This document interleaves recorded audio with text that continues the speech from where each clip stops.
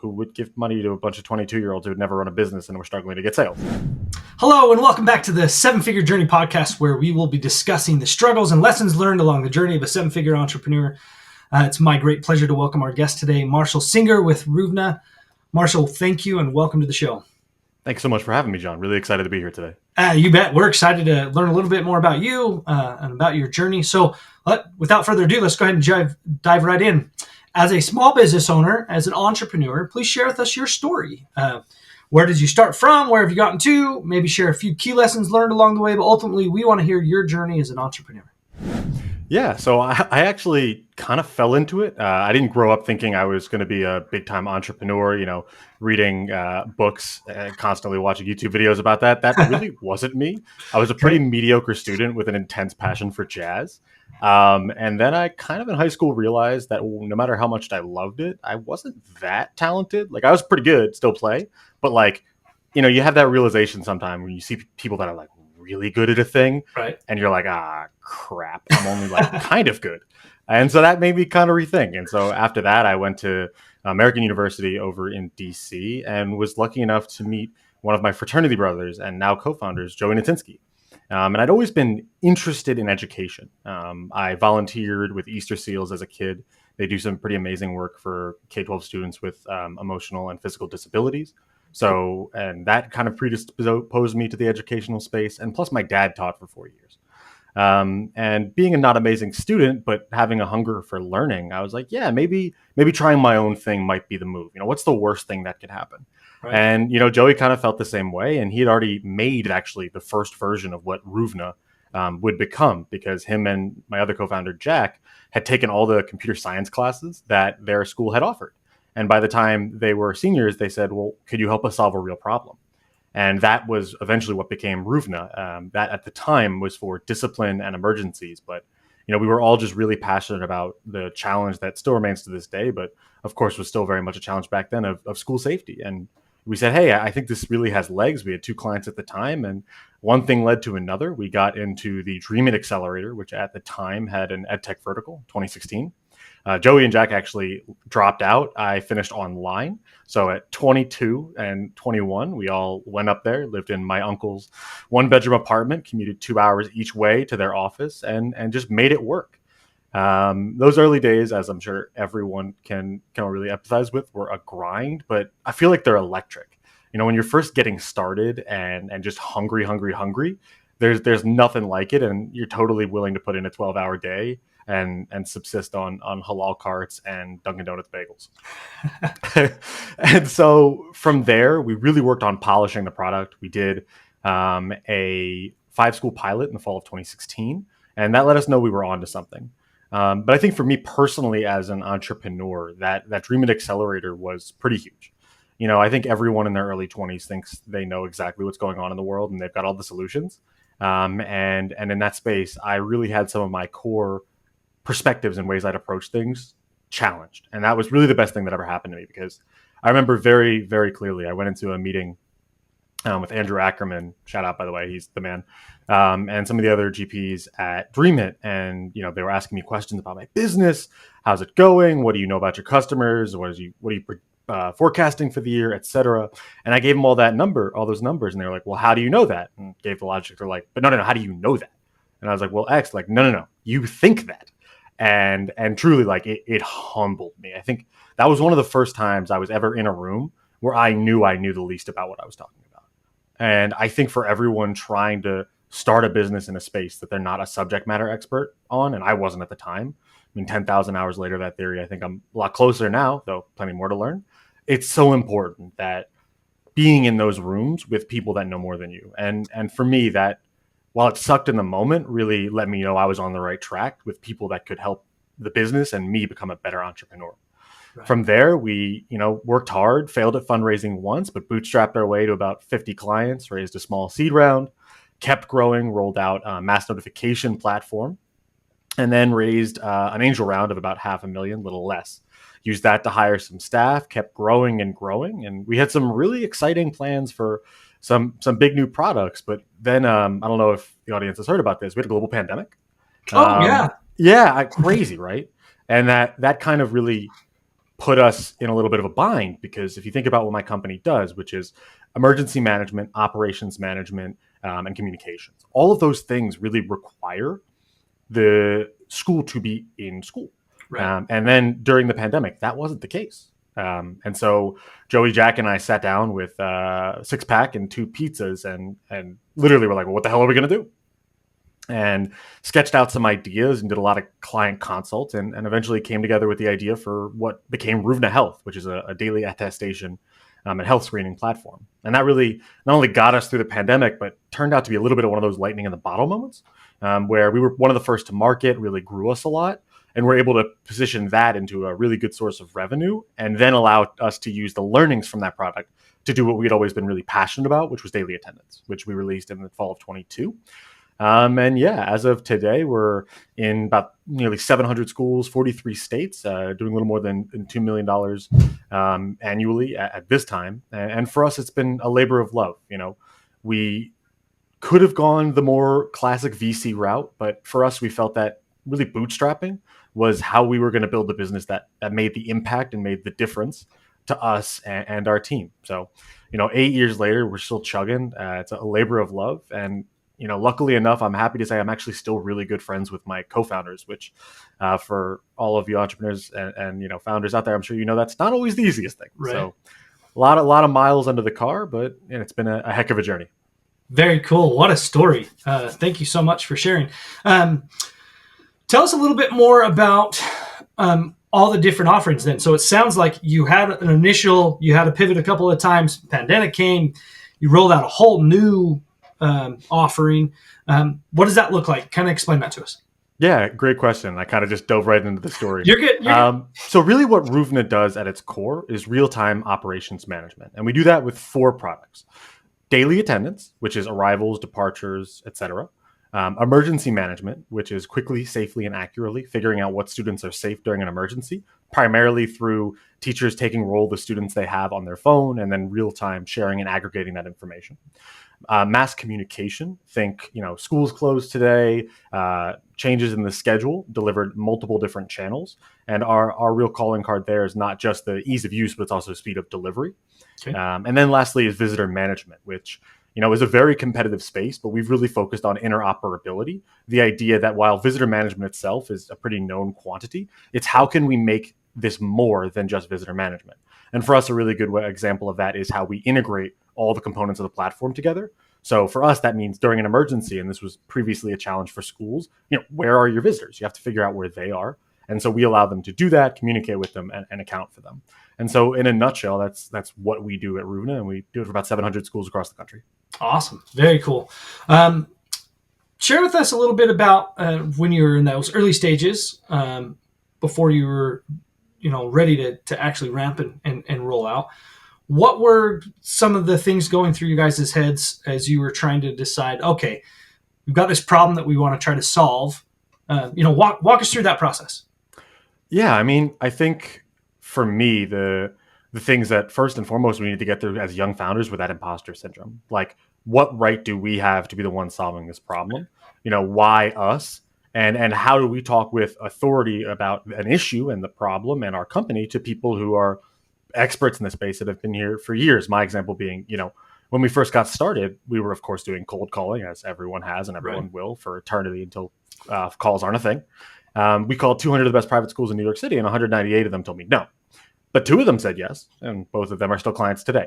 So it was just getting over that imposter syndrome and accepting that, you have the right to provide a solution when the solution is good enough, and you accept it or approach it with humility, in the sense that you can learn a lot, but you have something to offer. And then, of course, from there as well, it was just, I think, really learning to be a business person. We were fresh out of college, and there's a big difference between running for lack of a better word, a dorm room startup and running an accelerator funded operation, and learning how to do that while also rebuilding the product and also trying to grow clients was a lot, but it was something that we had to learn, and we had to learn fast, which I'm sure everyone can empathize, which when you're first getting started, you're wearing 32 different hats and trying to balance them on 3 different sides. Yeah, absolutely. So walk us through a little bit. So you guys take the leap of faith, you jump out, there's the 3 of you, you're in this 1-bedroom apartment. At what point did you get to and say, you know what? we're all wearing 30 different hats. We need to bring on our next hire. And what did that look like?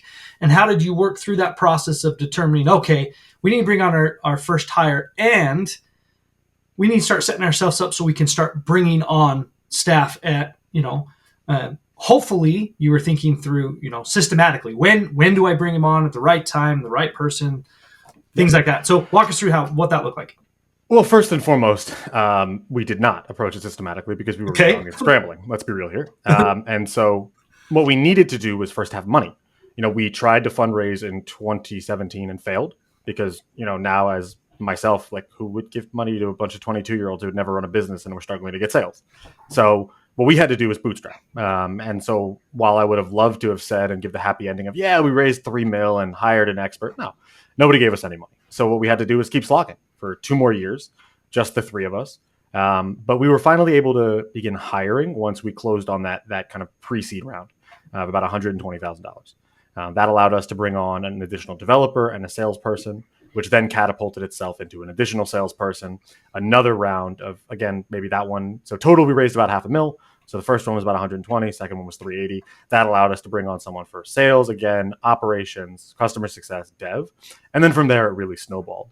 So, the first time around, not very process oriented, but the second time around, certainly we had learned the lesson. And for us, it's simple. It's, what problems are we having today? What problems do we anticipate 3 months from now?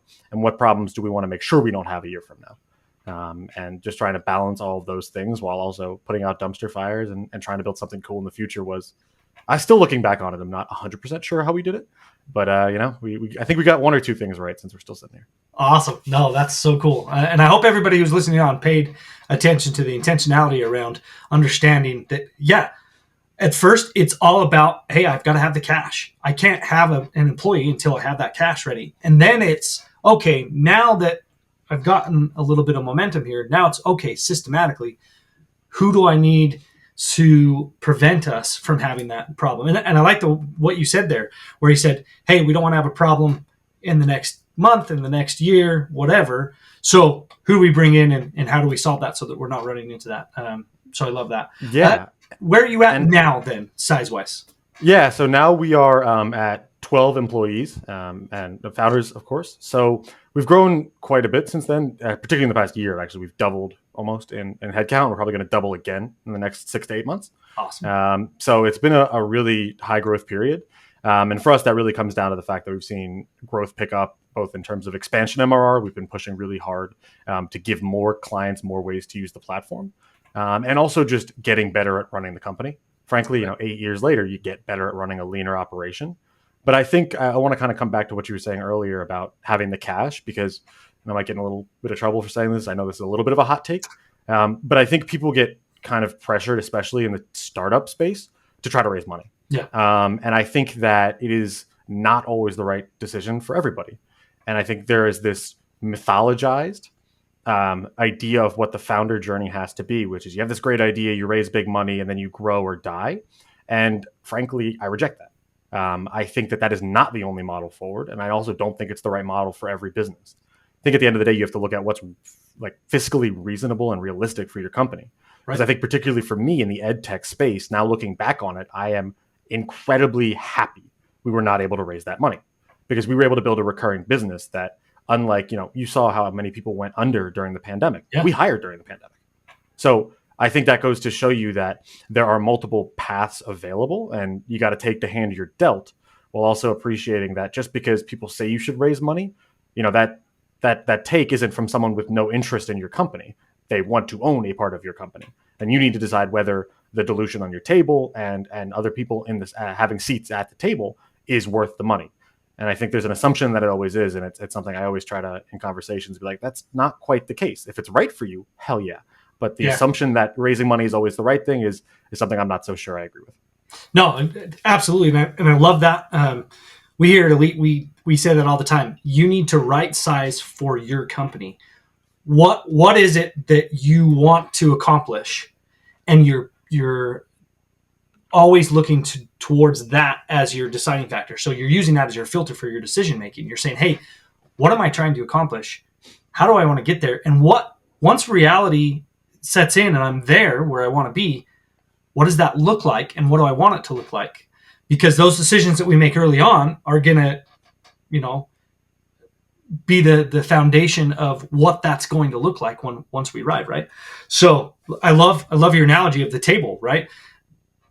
When I get to where I want to go, my goal, do I want 5, 6, 7 other people sitting all around the table with me, or do I just want our core, founders and maybe 1 or 2? That all has to be taken into account. And I agree with you. There's so much pressure out there.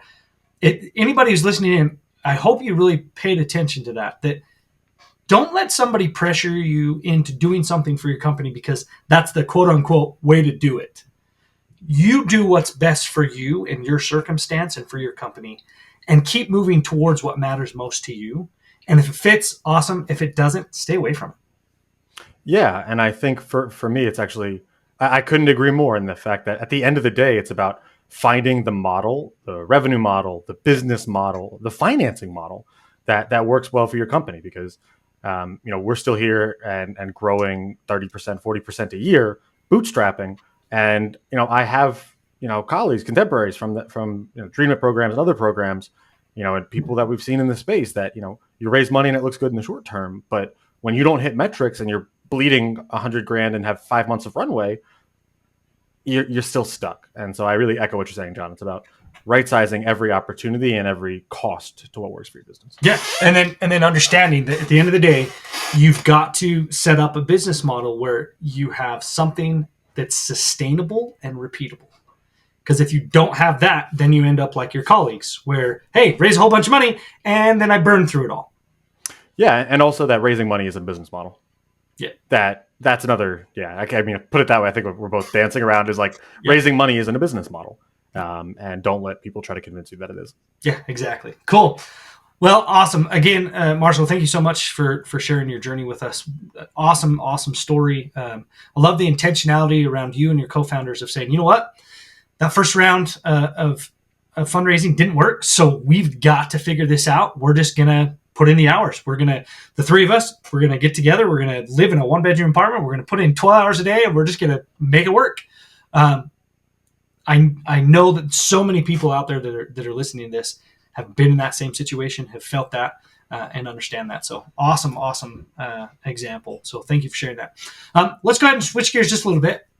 Marshall, as you continue to develop your company, as you're on this journey, and as it pertains to you continuing to strive to be the leader that you want to be and grow and develop your team, like you said, you're about to double in size. What's something that you're dealing with real time that we can have a conversation about? Processes. As I went to college, but really learning how to run a business has been running a business. So for me, it's always when I feel like I'm on the precipice of another big stage in evolution for the company, it's figuring out what I don't know or identifying what I need to know more about. And for me right now, it's processes, as I said before, because, I've even already seen it going from 6 to 12, that every step and every link in the chain means you need to have a clear set of procedures for how one chain connects to each other. Yeah. So I'd love to have a conversation about building out repeatable, scalable, and successful processes for business. Perfect. So I'm just going to dive right in then, if you're okay. Let's do it. Here at Elite, we have what we call the Elite business model, where we say, hey, if you do this foundational work and you get this in place, then that helps every stage of growth along your path.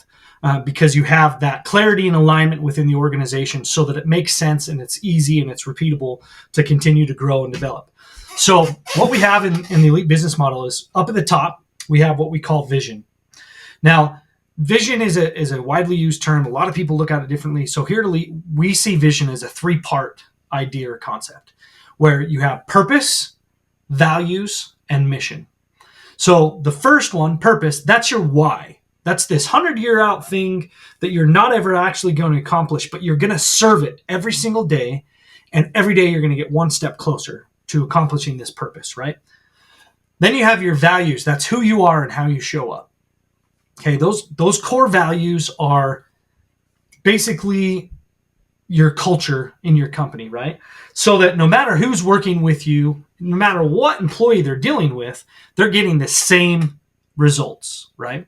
Because you all are core value fit, drawn to that purpose. And then mission, that's a destination. That's this thing we're going to accomplish, and we're going to do it in the next 3, 4, or 5 years from now. And we're going to be very specific as to when that deadline is. We're going to set that up. We're going to say, hey, by the end of this year, this is what we're going to go after and we're going to accomplish. And what that does is that sets all the rest of the work. So then you have that vision. That's that 30,000 foot view up at the top of this mountain. And then this mountain comes down 2 different sides. One side, that's your operational excellence. So you've created this awesome company and you have this machine that you've built and it's running. Now you need to feed that machine because it has to keep running, because that's how you keep the business alive, right? That's the sustainable, repeatable stuff that you've created. But the problem is what got us here isn't going to get us there, right? It's just not the way it works. So then the other side of this mountain is this idea or concept of long-term strategic planning. So between your operational daily excellence and your long-term strategic planning, and encompassed by this overarching idea of vision, that's how you get to see the success. So a lot of people say, okay, John, that's great in theory, but man, I'm constantly getting sucked into the business. I'm constantly being drawn into this operational day-to-day stuff. How do I ever work on this long-term strategic?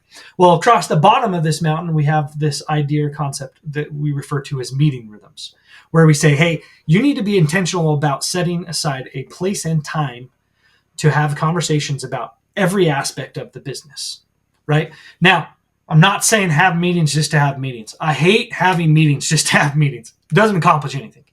Anytime you have a meeting, you got to be super intentional about it and say, okay, what are the desired outcomes needed for this meeting? That's why we're going into this. So be very intentional about what meetings you're having, how often you're having them, and what the desired outcome is when you do that. So across the bottom, like I said, it is these meeting rhythms. And what that does is that allows you to pivot and balance based on, okay, well, this week we have to really pay attention to operations because we've got a lot of things going on and some moving parts we got to pay attention to. But as soon as we have time, we're going to pivot and adjust a little bit so that we can make sure that we're being intentional about thinking about these long-term things. Because a lot of times people forget, hey, as we're moving forward, I have to think to myself, what strengths do we have that we need to leverage? And what strengths do we go out and develop so that we can reach this mission? Because again, this machine that we build, it got us here, but it's not going to get us to where we need to be in the next 3, 4, or 5 years from now. Okay. So then how do you tie this all together? Well, we have this idea or concept called big threes. A lot of people refer to them as KPIs. We look at it a little bit differently. We say, okay, we're going to develop big threes for each role in the company. I was very intentional when I said role. Big threes are not designed for the individual. They're designed for that particular role that they're serving. And the way we look at them is we say, what are the 3 most critical things needed for the success of this role as it is part of the whole company, right? And when we think of big threes, we say, okay, number 1, it's got to be clearly defined what it is that we're asking of this person that's in this role, right? Clearly define it. It's going to be action-based or results-based. And how is it in line with our ability as a company to reach our destination? So what that does is that lets everybody in the company know what it looks like to win on a day-to-day basis and how what they're doing directly impacts the ability for the company to reach this mission, right? Okay. Then you tie it all together by creating another meeting rhythm called one-on-ones, where we say, okay, now as a leader, I'm going to choose up to 5. You don't want to do more than about 5 or 6. I'd say try to stick with 5. And I'm going to have a scheduled one-on-one with them every single week for 30 minutes. Now, in that scheduled one-on-one, I'm going to take 15 minutes at the beginning, and it's all going to be about them. I'm going to learn about them. I'm going to dream with them. We're going to talk about what they're doing in their personal life, where they see themselves in the next 1, 2, or 3 years from now. If we want to, we can also bring in a little bit of the business and say, hey, as that pertains to business, where do you see yourself in the business in the next 1, 2, or 3 years, right? But it's all about them in that first 15 minutes. The next 15 minutes, that's a return and report. That's an opportunity for them to say, hey, this is how I'm doing on my big threes. Gives them an opportunity to say, hey, you know what? I'm struggling with this one. I've got this huge roadblock in the way. I don't know what to do. Also provides for a coaching opportunity, because then as a leader, you can say, okay, well, what are your thoughts about this? Let's have a conversation. How can we get around this roadblock? Is this something that we need to eliminate? Can we go around it? Can we go over it? Whatever. But it allows for some discussion. Having that one-on-one does so many different things. Number one, it allows an opportunity for you to free up some time as a leader, because now you don't have a constant daily interruption from everybody in the organization saying, hey, what about this? What about this? They have a designated day and time that they get to speak to you or their immediate leader. Because the way it is as a leader, you're up here, you want to do like 5 of them. And then each of those 5 people, you're doing one-on-ones, they're doing one-on-ones with 5 people under them, right? And it cascades down, right? From the top down. And it gives everybody the space and time to say, hey, if this isn't a pressing emergency situation, I'm going to write this down and I'm going to bring it to my leader in my designated time and space that I have with them. So then now you're eliminating all these daily interruptions that are happening. The other thing it does is it creates this overall sense of clarity and alignment within the entire organization to say, look, I have this next level filter of decision making because I only have to ask 2 questions in every situation that comes up. Am I serving the purpose? And if I say yes to this, is it going to get us one step closer to our mission? Well, if you can say yes to both of this, awesome. We're going to move forward. We're going to find a solution for this problem. If it doesn't, I'm going to intentionally say no. No, we're not going to do that. When we're working with clients, hey, do we want to bring on this new client? We talk to them. This isn't aligned with our purpose. It's not going to help us towards our mission. We're going to say, you know what, go find another business that's going to be better suited for you. We don't think we're going to be able to help you the way that you would want us to, because we're serving this purpose and we want to reach this destination and it's not in line, right? So now you have this ability to free a little bit more space off your plate as a leader, because now everybody knows exactly what it looks like to win on a daily basis. They know how to make decisions on their own because they want to make sure that we're in line serving our purpose and going to reach this mission. And now you have this clarity and alignment throughout the whole organization to go after. Now, as a leader, you have 3 jobs. That's it. 3 jobs. And we call it our leadership model, where we say, as a leader, you set the vision, you build the team, and you deliver results. And all 3 of these at the center is this idea or concept of care. Now, care about the purpose and care about the individual. As long as you're doing that, and that individual could be a vendor you're working with, your client you're working with, or the employee, right? And as a leader, all you have to do is set the vision, build the team, deliver results. Part of building the team is that you now need to become a gatekeeper in your organization. So as you continue to grow and develop, you don't let anybody into your company that isn't a core values fit, who isn't drawn to your purpose, and who isn't super excited about this mission that you're going to go after and accomplish. Right? If not, hey, you're an awesome person, you have a great skill set, you're going to find a better satisfaction somewhere else, because if you're not a core values fit, there's going to be this friction between you and us the whole time you're here, and it's not going to work out. It's not going to work out for you. It's not going to work out for us. Right? So as you're building a team, you're the gatekeeper as part of that building the team process. So you have those three jobs to do as a leader. You have this clarity and alignment now with everybody, where you can work on the long-term strategic, you can work on the daily operations, and now you have this roadmap of, I know exactly where we're going. So we want to go and we want to reach this destination. Now, one way that you can help with the growth process of that, in establishing when I need to bring on the next hire and what's the critical role that I need to fill, is we think that through org charts. So you should create an org chart of where you're at today, but then you should look at this mission that you're going to go after and accomplish and say, okay, once I reach that destination, what does reality look like? Let's create a future org chart and build out what the company needs to look like if we're operating at that level. Then you backfill that with all the names of people that currently are on your team. And you say, okay, here's all the roles that we are filling today, and then here's all these extra roles. And then you can clearly start being intentional about saying, okay, Joe on my team, he's got 5 different roles that he's filling today. I need to start taking some stuff off his plate so that he can be more intentional about what he's doing there. So my next hire, instead of filling one of these open roles, I need to start backfilling some of these first. Then I can start filling in these open roles. So it gives you this clear look at how you can grow in an intentional and successful way to ensure that you're reaching that destination. Okay. Now, you asked about processes and procedures, right? And I said, Yep. In order to do that, you got to first lay this foundational work. And I hope that you can see why that's so important, because if that all of that's in place, then the processes and procedures, those become so much easier, because everybody already knows what it looks like to win on a daily basis, because they have these clearly defined big threes of what they're doing in their role, right? So then as we start to develop and create more roles, we say with big threes, it's supposed to cascade down. So when you start thinking of your big threes, you want to start with you as the leader, and then you cascade that down to everybody underneath you.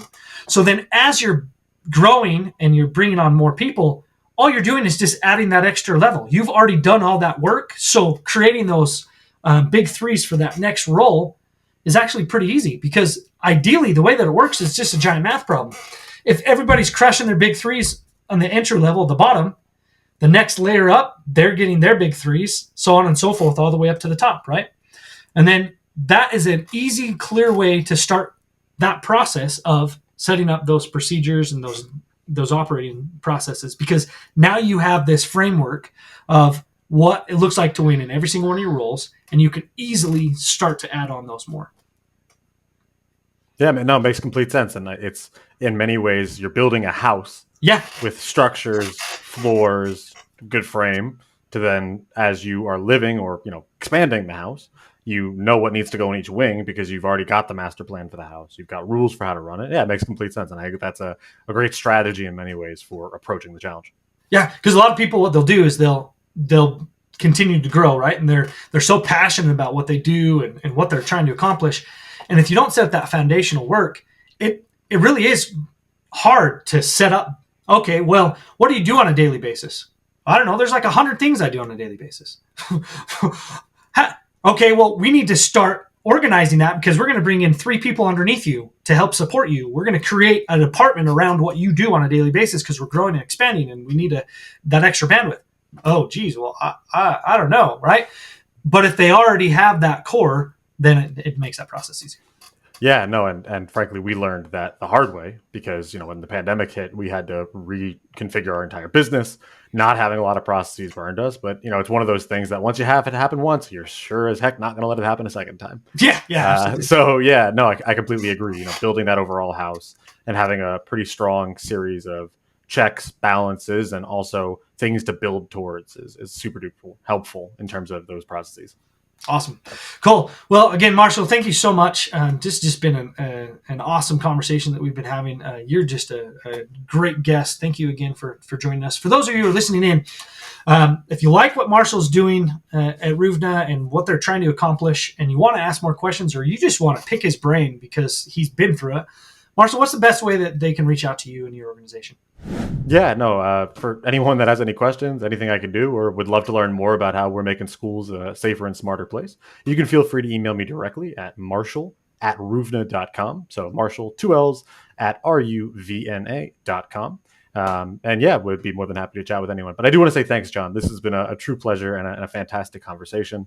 Always happy to regale stories of some very occasionally traumatizing days from me back in my younger years. Absolutely. We're just thrilled to have you on. Again, for those who are listening in, if you heard something today, you're like, you know what, that makes sense. Maybe I ought to try to do that. I would beg you, please take action, because it's not until we take that first step forward that we start to see the results that we want. And if you heard something today, you're like, you know what, I know somebody that could benefit from this. Please share this podcast with them. Let's create as much value and spread it as far as we can to hopefully uplift and build as many people as possible. Well, as always, it's a pleasure being on this show. Thank you for those who are listening in. And that concludes this episode of 7-Figure Journey Podcast. Give money Thanks to a bunch again. of Until next 22-year-olds time. who never run a business and we're struggling to get sales.